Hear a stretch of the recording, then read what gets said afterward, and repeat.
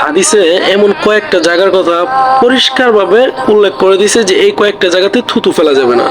যেমন মসজিদের ভিতরে থুতু ফেলা যাবে না, ডান দিকে মানে আমার যে ডান সাইডটা এই সাইডে থুতু ফেলা এভাবে যাবে না, মানুষে যে জায়গাটা হাঁটা চলাচল করে বাসার সামনে দিয়ে থুতু ফেলানো যাবে না, এবং পরিষ্কার পরিচ্ছন্ন রাস্তা ওই রাস্তার ভিতরে থুতু ফেলা যাবে না যাতে মানুষের কষ্ট হয় এরকম কোনো জায়গায়। কেবলার দিকে তো কোনো সময় থুতু ফেলা যাবে না, এটা বহুত বড় একটা গুনাহ এবং অসম্মানজনক, কেবলাকে অসম্মানকর জনক একটা ব্যাপার। যেখানে থুতু ফেলা জায়েজ করা হয়েছে আমার এই বাম সাইড দিয়া, যদি আমি কখনো থুতু ফেলতে চাই এভাবে থুতু ফেলা যাবে বাম দিকে।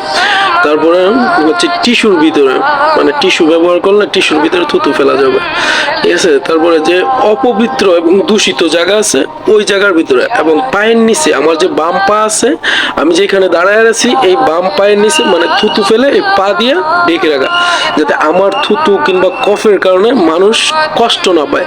ইসলামে কিন্তু এরকম অনেক নিষেধ আছে কিংবা অনেক কিছু আছে যেটা আমরা জানি না এবং জানি কিন্তু মানি না, ঠিক আছে।